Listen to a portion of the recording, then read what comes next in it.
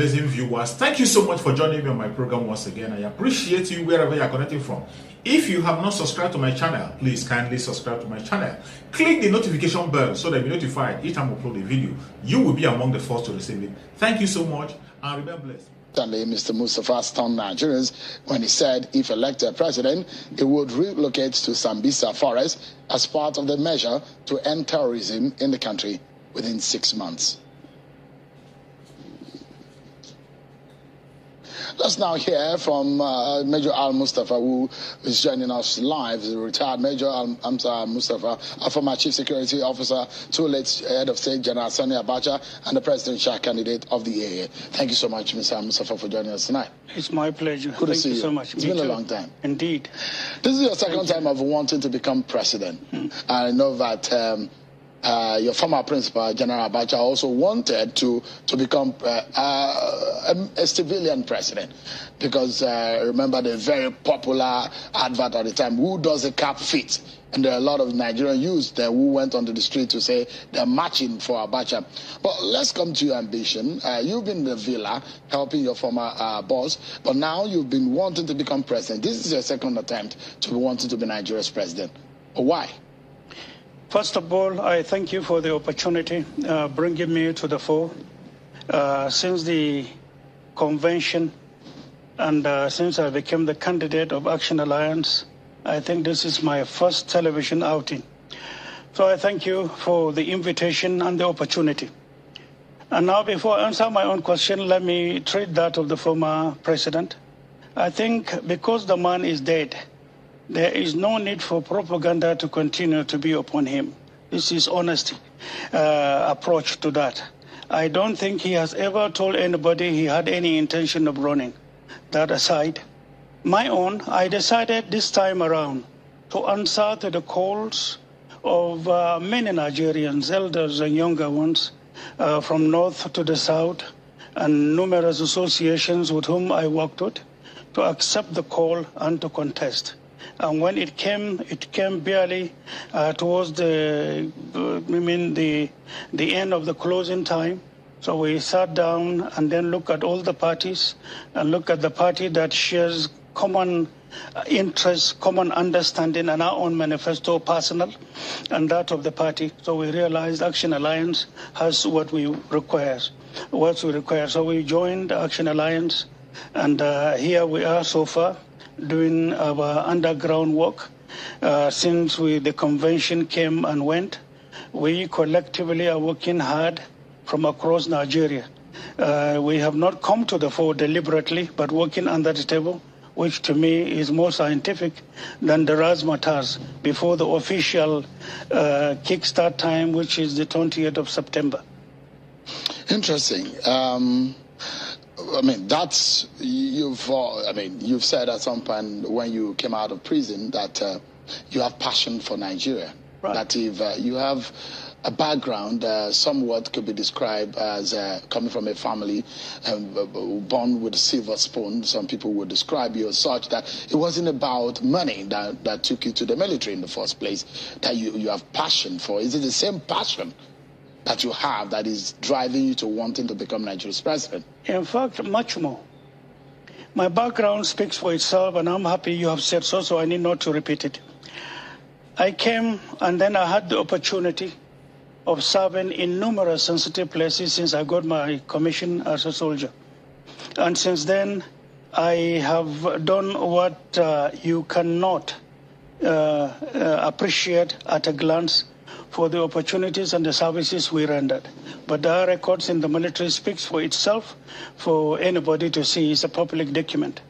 Now, the fashion we have for this country is much more in the sense that the challenges we saw yesterday and the deep appreciation of where Nigeria is today, it is for those who truly care. And it is that sense of care and that commitment driven by energy of patriotism that brought us to the fore to join politics. I'm not here for money.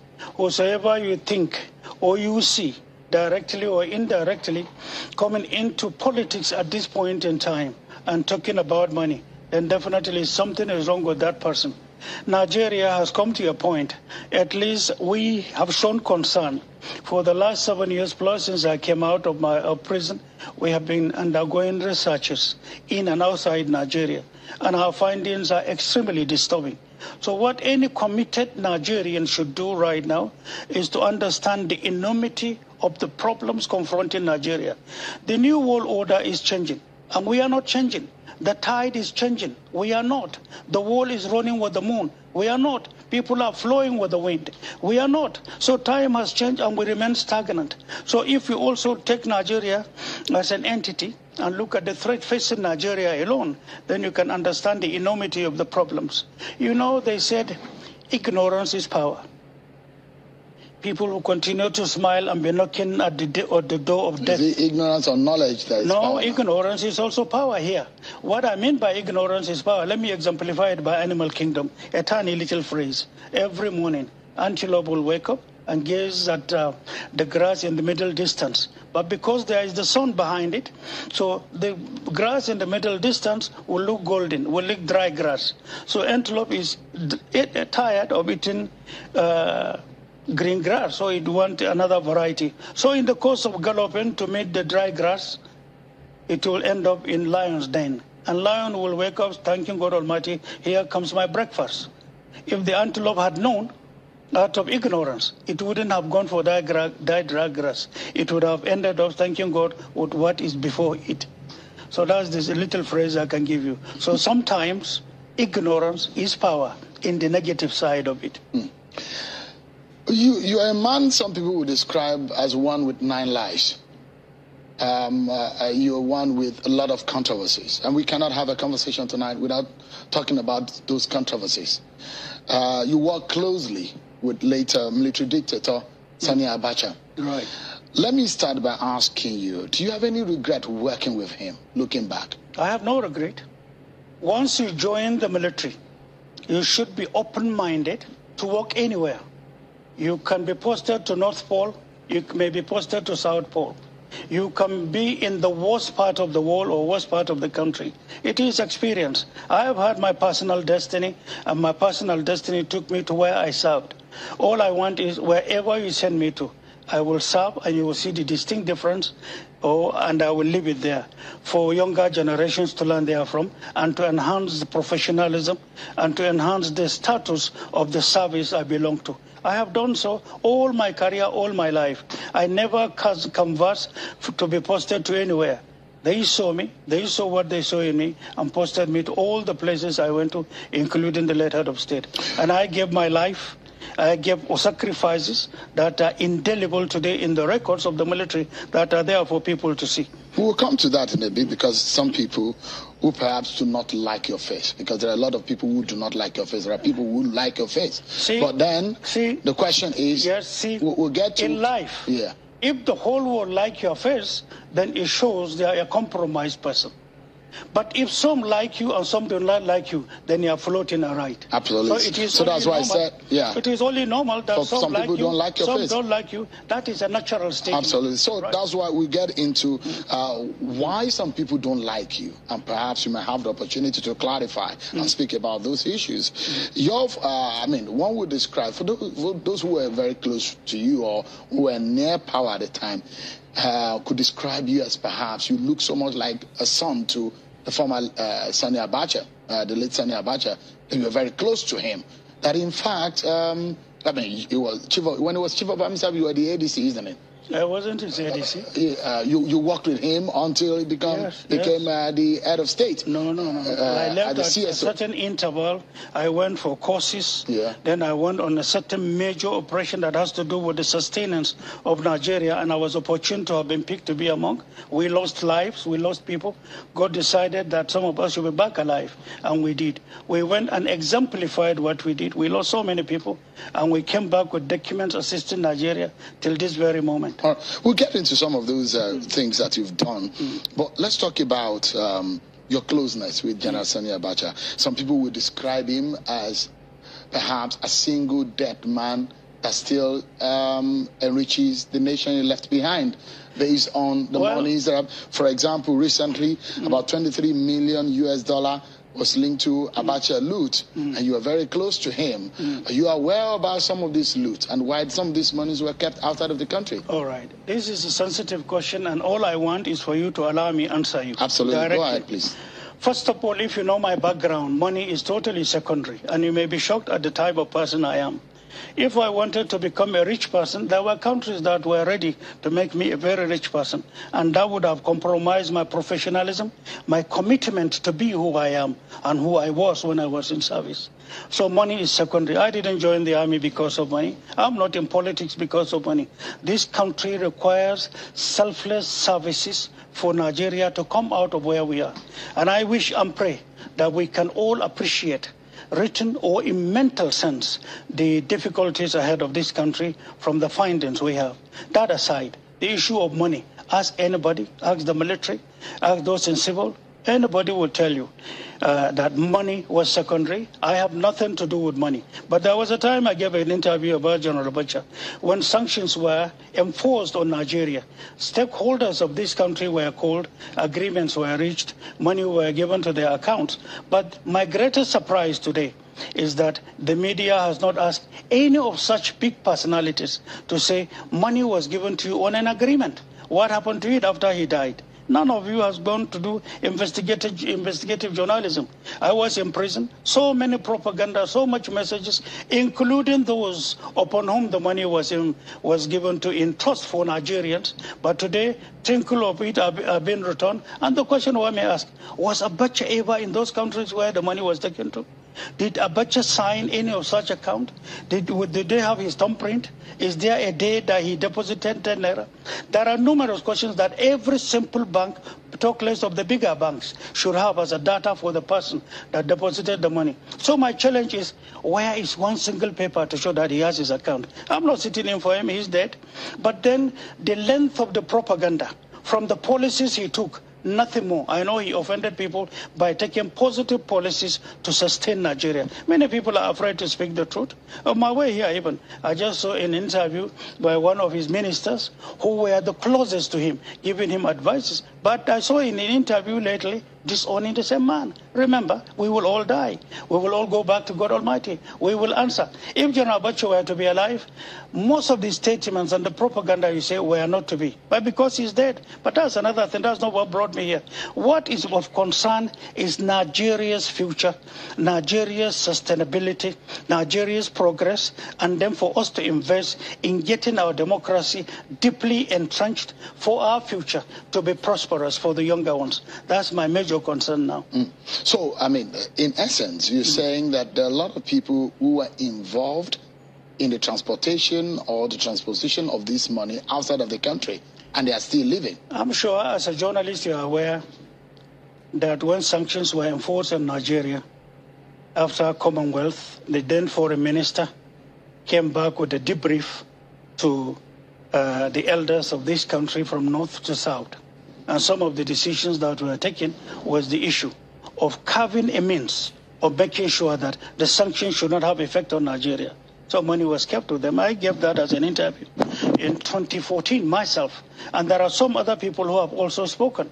But you see, because General Abacha had in the decisions he took, tough then, but it's all for the common good of Nigerians. He became an enemy to some people. Enemies at home, enemies outside. But the question I'm asking, he's dead. So I mean, hold on. Some of those people who initially sponsored, they did it to me for 15 years. They used it to torture me. To torture, I escaped to look like a human that you cannot understand. It's the will of God that I'm here talking to you normal, what I went through. But it's all false. And those who were used came to the court and testified.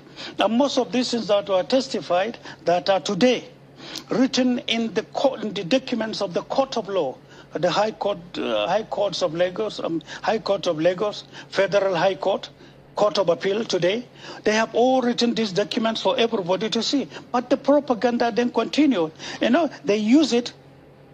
One, we were being tried in a normal court of law. Second, we were being tried on the pages of newspapers. What was written in the night is echoed by television and radio in the morning to justify our persecution. And that they did for a very long time. But torture, today, if we are talking about torture, No sane society or government or any institution can accept that. But the question is, they always run away from discussing what they did to us. The question is, who initiated it? Who came up with the writing team? And the question is, what are they afraid of? Who are these people? You know them. We have No. I mean, you are here. No. If I knew them, I probably would have. You have been following. Absolutely. I'm coming. But the question is, who are these people? You have been following all we were doing. See, I'm not the type of person that hold malice. I forgive them when I came out of prison. Something extremely difficult to do, I did. Let me give you a tiny little example. Burning you with nylon after you are deprived of food for 2-3 days and water. Then the next thing, they will flash a bread. And before you know it, they will pieces it into gutter in front of you. And you are in chains, hands, leg, and neck. Only me was that being meted to. And at the end of the day, they will lead the nylon and be dropping the blue flame on you. Soon after that, hours later, they will hang you, your head upside down, and then they will twist you. The hanging in itself is done in such a crucial manner that even if you are told to stand up and walk 5 meters away and then earn your freedom, that will not be possible. That is how horrific it was. Besides beating, besides punishing my parents, punishing my family, punishing, there's a younger brother I had who was arrested for 9 years. All this happened in Nigeria. I remember for 15 years, I'm the first son of my parents. I was only allowed to see them 2 times. We are not at war. As at that time, I was still a serving officer. What is the name of this hate? They did it. I survived it. I was told I was going to die. I survived numerous attacks, numerous orders to waste me. All failed. It's not my strength. It's by the design of God Almighty. I survived it, and I am here. So to those who did what they did. Who are these people? You know them. You know. Can you say? You know. Because Nigerians, you are someone who is taking the first office of the land. So you might be able to come clean to Nigerians and say, these are the people and probably name names. See, the large heart to accept punishment, to go through persecution, and that same large heart that forgives has thrown this behind us. What is my greatest concern now is what is before us in this country. Rendering services to the country, synergizing with all forces from across Nigeria and outside Nigeria to team up to make the difference. That is the fundamental issue right now. This is a priority. I have forgiven them. Yesterday is gone. My personal destiny is designed by God that I'm to go through that. Remember, in any phase of life you are, there is individual destiny, and there is collective destiny. So at every point in time, you meet people, you serve. The greatest thing here is, did you serve well? Were you loyal? Were you committed to your country? Did you leave prints that others will come and emulate therefrom? Or were you posted to a place and left it the way it was? Meaning, you came and wasted people's time. Go check my records and know the type of person I am. So if there are people who hated me, it's simply because some of us believe loyalty to this country, loyalty to Nigerians is an uncompromised issue, and we came to do it. I suffered what I suffered. Look at me carefully. For the sake of the life and welfare and well-being of Nigeria and Nigerians, I'm ready to die. All right, let's quickly, because you have a lot to touch, because you've not hit the nail on the head on 2 areas, but I'd like to move on. When you talked about the fact that... No, there are 2 areas that you have not touched on, and which is very important. They are very important. One is whether or not General Sani Abacha, whom you are very close with, is culpable. Hold on, it's your program. You have the initiative. When you ask your question, allow me land. I've allowed you. No. But I said I'm not satisfied with 2 areas. Ask about it. Ask it. The issue, the one is, I talked about the monies that were linked to General Sani Abacha. Hold on. And you said... Hold on. The government of Abdulsalam Abubakar was the one we handed over to. I was the one that did the handing over. Every single tiny little thing, including the hooving of the room of the president, to show being detailed. That's how I handed it over. 1, to the office of the CSO. 2nd, to the president, to the head of state then that came. 3rd, you remember there was nobody in the office of General Dia. So all the contents that were left, that General Dia was the vice president. We handed it over to the vice president. All around me. You remember there were detainees also at that time. I had to protect. And so in the course of doing all this, it took me almost 2 months plus to get all things done and handed over. And I did. And I tell you this, that's why I always hit my chest. the government of Abdulsalam Abubakar, the government of President Obasanjo, did not only investigate me at home. They now consulted foreign companies. They came to meet me in prison. And some of them I know are security agents from some bigger financial crime detection teams. Took my fingerprints, my eyes, went around the whole world, including Nigeria. They found the accounts that they were paying me salary in and nothing else. I'm transparent. I challenge the world. I challenge the governments. They establish panels, and I ask the panel, if you have ever entrusted me with an assignment that I took 1 naira, 1 kobo out of it, I'm ready to accept being guilty as having stolen the entire resources of Nigeria. Till this moment, because there is none. I'm not that type of person. Hold on. I'm not that type of person. If you're accusing General Abacha of money, that's another thing. And I told you, I gave you an answer. It's because he's dead to answer for himself. But what I know is there was not a single naira that is government owned that I took or entrusted in my care. Have I answered you? Not quite, but we need to move. No, not quite. No, the reason is, the reason why I'm saying that your closeness, the reason why I'm asking the question is because of your closeness. And I'm saying this money linked to him, you said, is because he's dead, and some of this money, some people are involved. I served him. Hold on. I served him. Every officer, every soldier, take oath of office, oath of commission, listen carefully, oath of allegiance. I brought this issue when Oputa panel was established in the year 2000 and 2001, and I talked about loyalty according to the dictates of the book. If it is not 100%, then there is no loyalty, and we did. You know what I did? At anywhere you put me to work, whether it was General Abacha then, whether at the time General Abdulsalam Abubakar came and you now said, this was the role you should play. If they had given it to me, the same service, the same loyalty. President Obasanjo came after him. If you had appointed me to work with General Obasanjo, the same service, the same commitment or much more. Anywhere you are taken to, the moment your loyalty becomes a bit shaky, then it's a compromised loyalty. Loyalty to the commander-in-chief is loyalty to the country. And today I can tell you that aspect of loyalty is one of the fundamental issues facing Nigeria, and extremely disturbing it is. All right. Yeah. I have a quick one because we are 1 minute or thereabouts to break. Right. You're someone who has been charged with all sorts of offenses, from drug trafficking to plot to overthrow government to murder and all sorts of things. And you're enmeshed in all of these allegations and charges. Would you say that loyalty? Yes. Were those are the things that have made you in that difficult situation? I told you of a writing team in sustaining propaganda for 15 years on me alone. And because they wanted to do away with General Abacha. General Abacha was not to survive 3 months, and God kept him. And we came, took oath of office, and held on to that place. So to those who wanted General Abacha removed from within Nigeria and outside Nigeria, discovered that it was impossible. It was only possible if we are dead. And as soldiers, you behave like a soldier. And I don't hide my feelings. I don't hide my professional standing.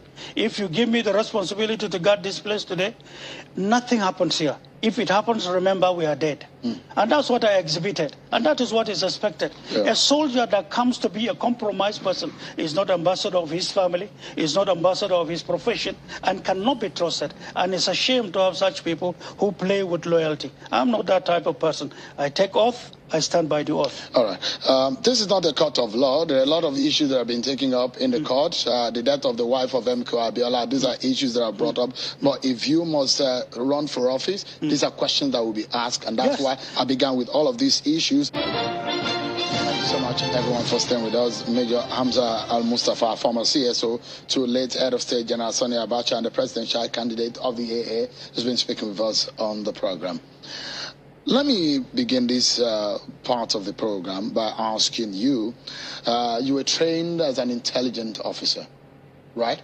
Intelligence officer, yeah. That's what you're trained in. Now, and you have said that there are some Nigerians who are like termites eating this nation. Yes, who are these people, and what do you mean? This is a topic for another day. I said so from facts given to me and known to me from the services we rendered. And you know, I've been in this service for a very long time. Who are these people? And out of commitment and concern and care for the welfare of this country, I made this pronouncement.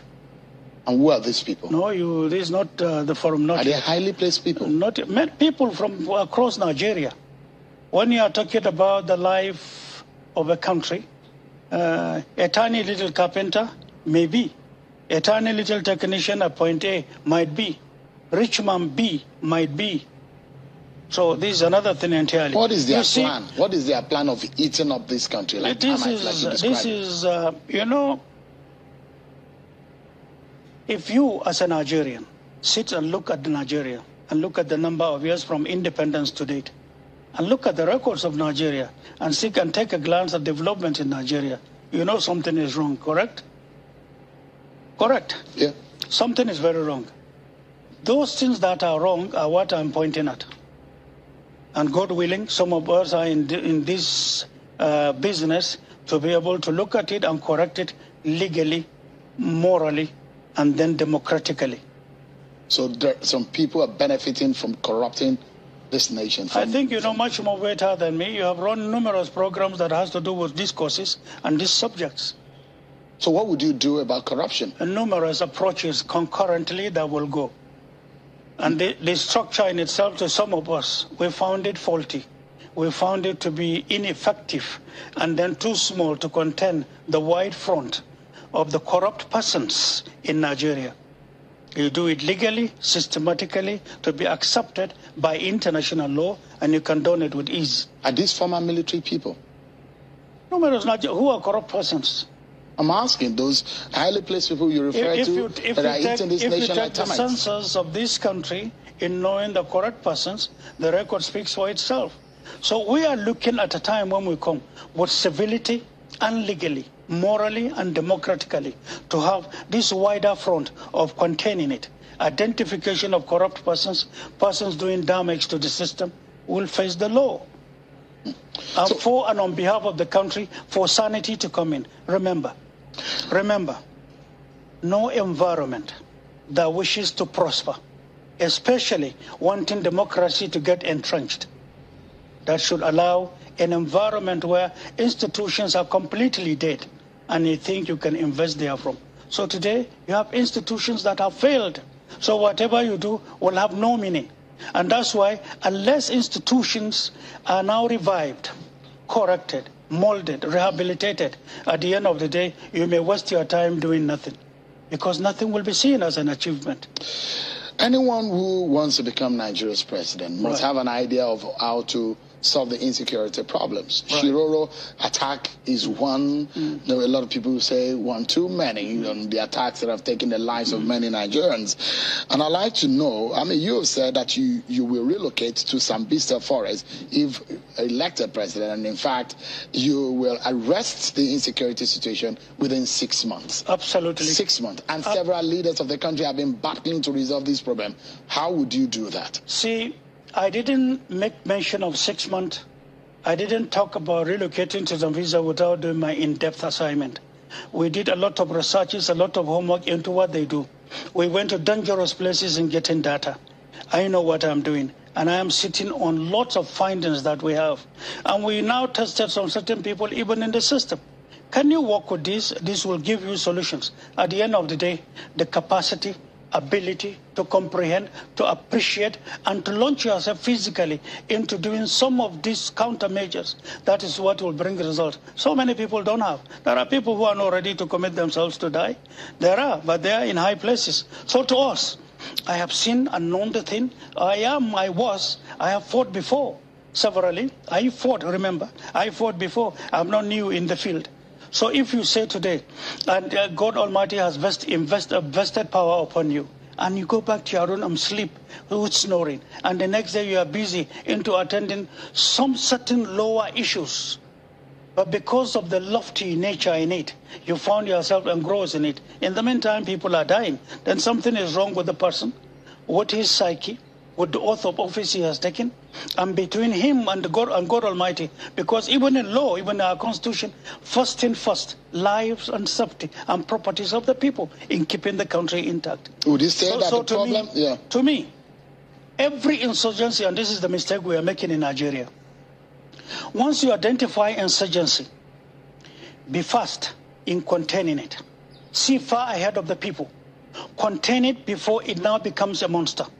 If while you are containing it, when it realizes its head at the beginning, the whole country will abuse you for misapplication of power, let them do it. When tomorrow comes, the same people will praising you and honor you. And that is what happened to Nigeria. When this thing started in 1999, when Boko Haram began to rear themselves in November 1st, 1999, that was the beginning. We are talking of 21 years, 7 months, or 8 months now, which is to me a capital shame in the eyes of the world. Our elders, our seniors went to fight First World War, Second World War, with all the peacekeeping, peace enforcement records we have had. So many of our seniors have fought and died. So many are still alive, our former military leaders who went and fought to sustain and to give our military name for the whole world over to recognize us. We came out doing tiny little thing at home and rubbishing all these achievements. It hurts some of us. And some of us believe we can only build on excellence and maintain and bring Nigeria back to the fore within Committee of Nations. I am committed in doing that. I'm telling you, whatever you hear me say, and to particularly within military circle, we know ourselves. If I tell you I'm relocating to Zambia, I know what I'm talking about. If I relocate, I'm not just relocating to watch what I see. I have my plans. If you have your troops that are not responding to orders, I know my own. After all, an officer or officers who know what they are doing, you first of all come up with an in-depth written appreciation of your situation, an in-depth mental situation of where you are, an in-depth collaboration with international bodies, an in-depth technical support. The technical structure supporting the military today is a capital shame. I'm saying this. Nigeria, not even that alone. One of the causes of insurgency today, or promoting insurgency in Nigeria today, is the absence of technological, economic support to launch our brilliant young ones. If there is nothing for them to fall back to, they fall back onto anything so long they can have money. Today, most of the kidnappings are done for people to earn meat. And today, what I ask is, of all those arrested, where is the central data of the interrogation findings so that Nigerians can see and know that people were arrested in the act, people were interviewed for all these 21 years, 8 months, and then Nigerians can take lessons therefrom and now make an adjustment. Right. We, out of commitment and concern, we took the risk you can never believe. We went to wrong places. We went to our neighboring countries to see. You need to see Nigeria from Niger. You need to see Nigeria from Chad. You need to see Nigeria from Cameroon, from the point of view of what insurgency is doing to Nigeria. You need to go to Benin and look at Nigeria from that point of view. You also need to sit down and look at the witnesses. One word, look at the weaknesses or the mistakes we are making. The question is money is the military being funded? Is it only a military issue? How many numerous approaches are you supposed to have created to grow concurrently in containing this? So it is larger than what you can think.